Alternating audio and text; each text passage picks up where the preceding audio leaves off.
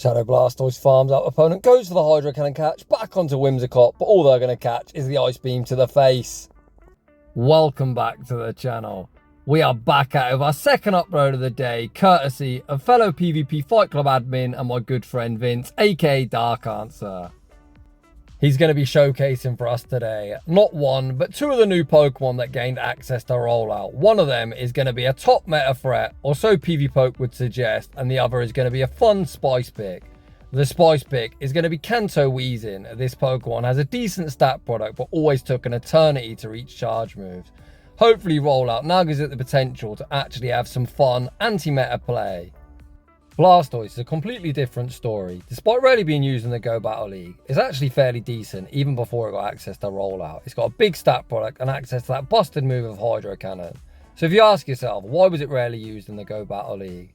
Well, it was outclassed by other water types, mainly Feraligatr. Feraligatr could just do what Blastoise did a lot better. What makes Gator an absolute menace in any league and any format is its insane pacing, taking only 10 turns to each Hydro Cannon.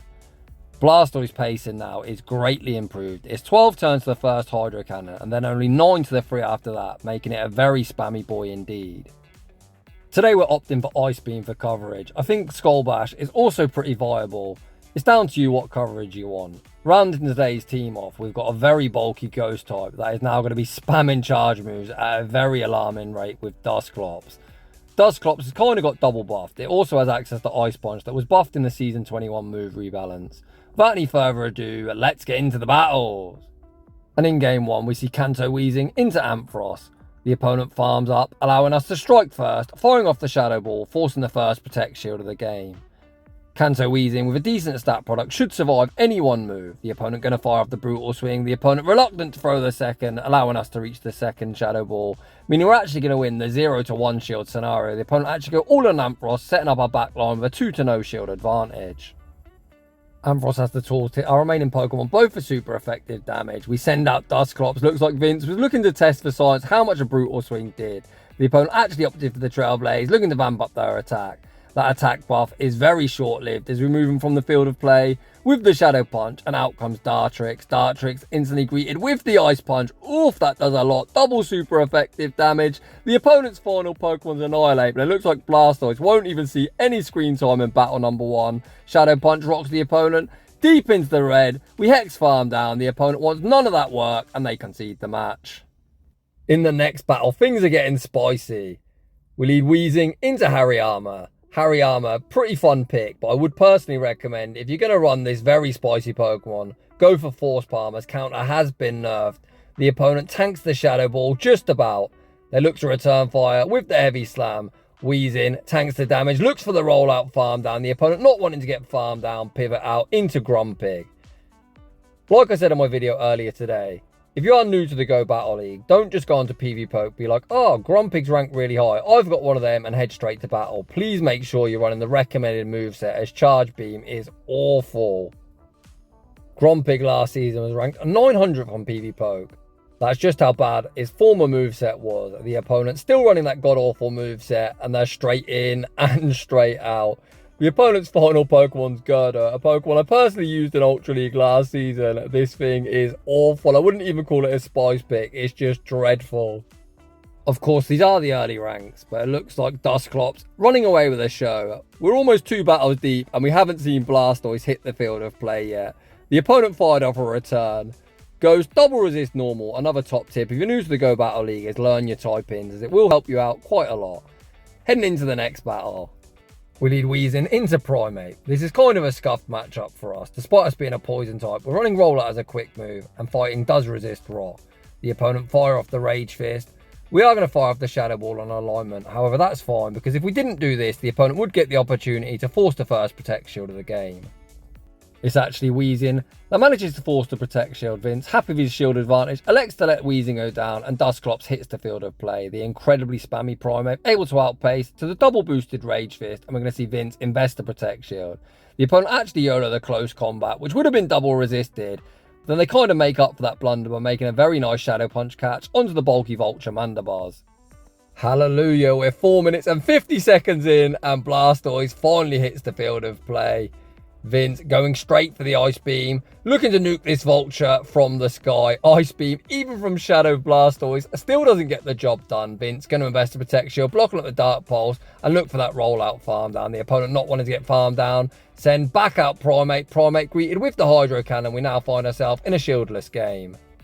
Vince pivots back out into Dusclops. Please don't go the close combat. No! The opponent's got Rage Fist. They were Rage Fisting weezing. They throw a double resisted move at our Dusclops. What is going on? Day one really is the Wild West. Out comes Clodsire. Dusclops with access to that Ice Punch. Going to be hitting for super effective. If I'm being really fussy, Vince, I should have went for one further Hex. You always want to throw an odd number using a 3-turn move into a 2-turn move. Earthquake removes Dusclops from the field of play. Blastoise re-enters the arena. Vince needs to ensure the opponent doesn't make a catch. No catch attempt was made. We saw the Poison Sting go through. Hydro Cannon removes Clodsire from the field of play. We're going to roll out farm down the 1 HP Mandibars and emerge victorious. In the next battle, looks like we found someone running Grumpig, finally on the correct move of the buffed Psywave. We say switched into Dusclops and baited out Morpeko. Vince very quickly obtains himself a shield advantage. He no-shields the charge move and the opponent went for the Psychic Fang bait. I would not recommend baiting such a bulky ghost type, or just a bulky Pokemon in general. The opponent still needs to Aura Will to remove us from the field of play. The opponent go for yet another Psychic Fangs. Orth Trainer, it is all going wrong for you in this battle.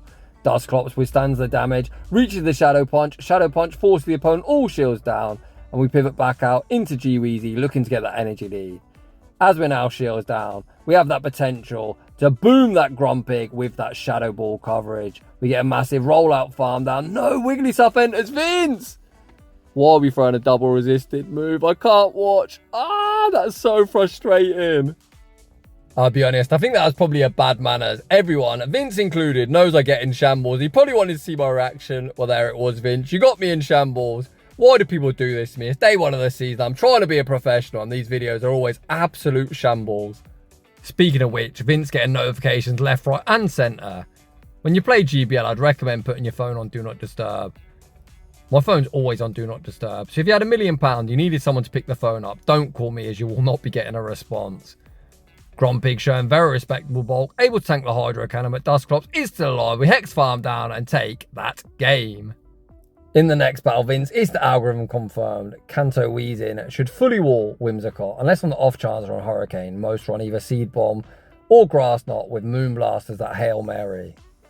Despite the commanding lead, we found ourselves a problematic save switch. Out comes Furret.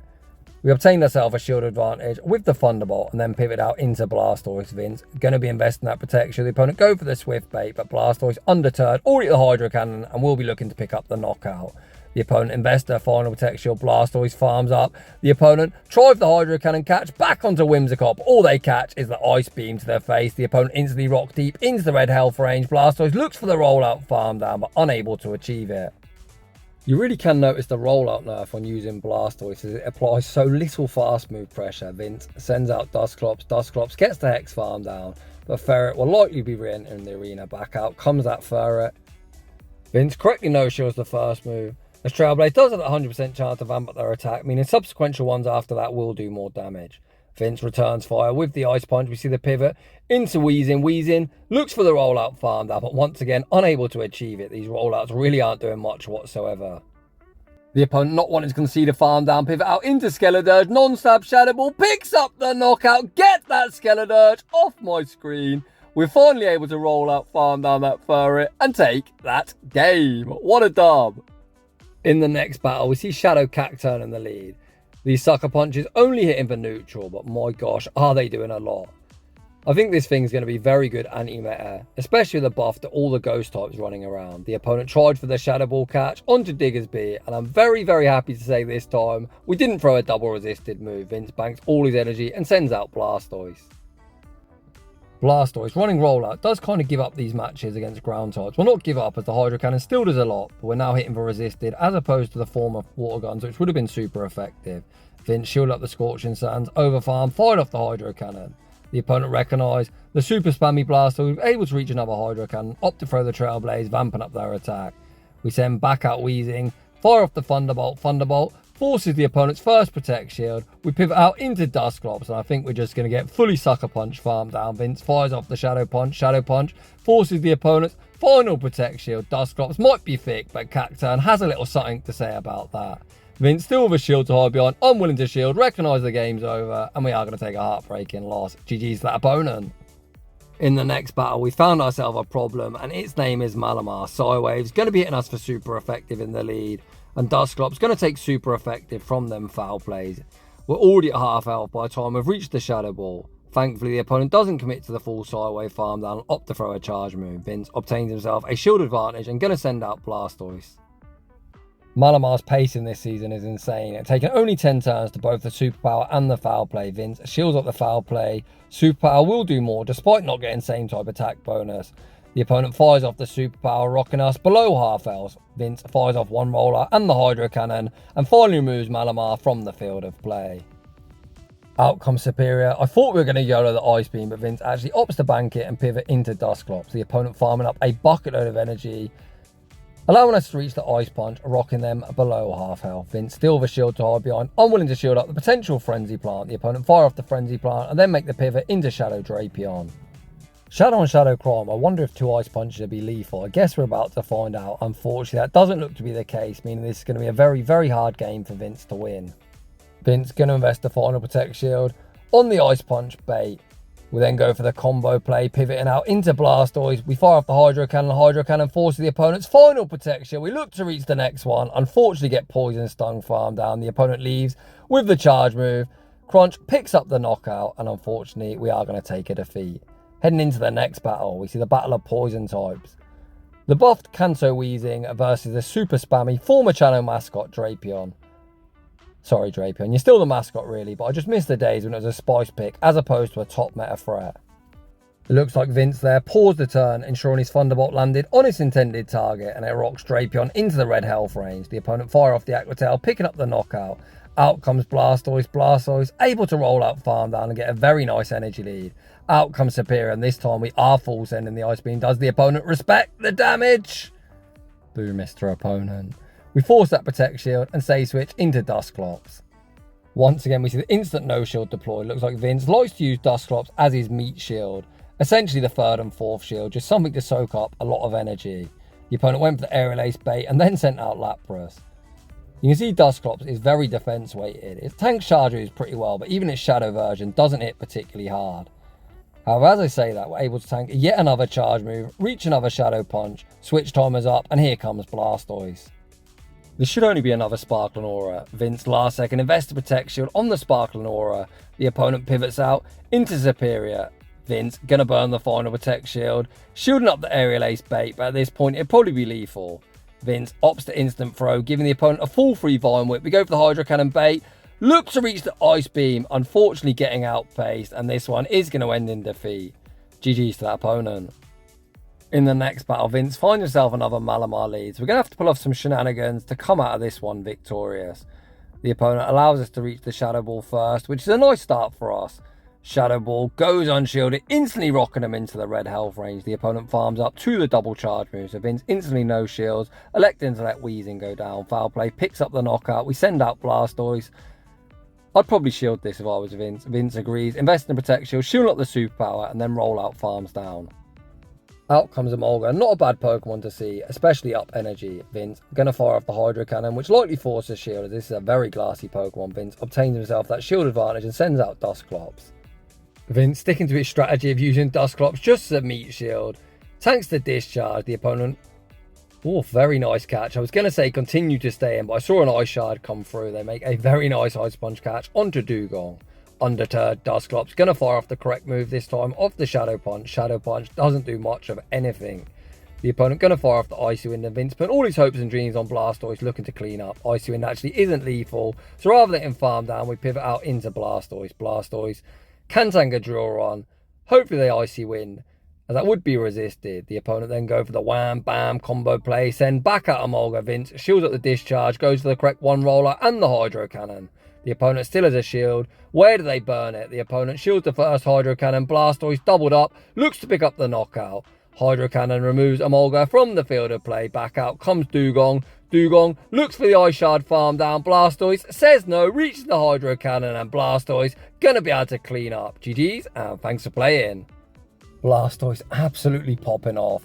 For the final battle, this is what we like to call the blooper section. Vince selected the wrong team, and not only that, he selected the wrong Lapras. That one's running Water Gun, Blizzard, and Hydro Pump. Hopefully we get to land a Blizzard or Hydro Pump. I never watched battles before shoutcasting, so I personally have no idea.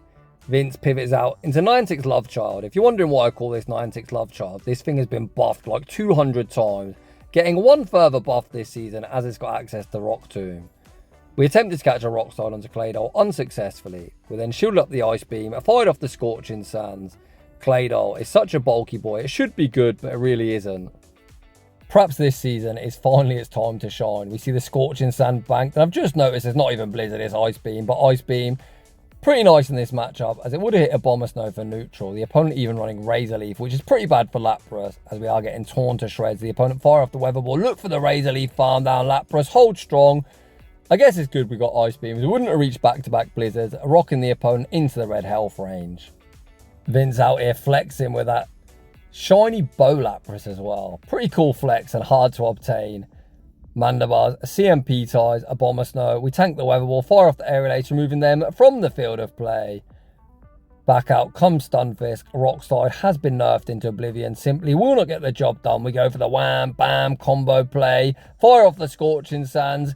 Claydol actually doesn't knock out, but able to mod slap farm down afterwards. Back out comes Azumarill. Mandibars, still with that shield to hide behind, isn't going to need it, as we've got that Aerial Ace locked and loaded, and Mandibars is an Azumarill counter confirmed. GG's.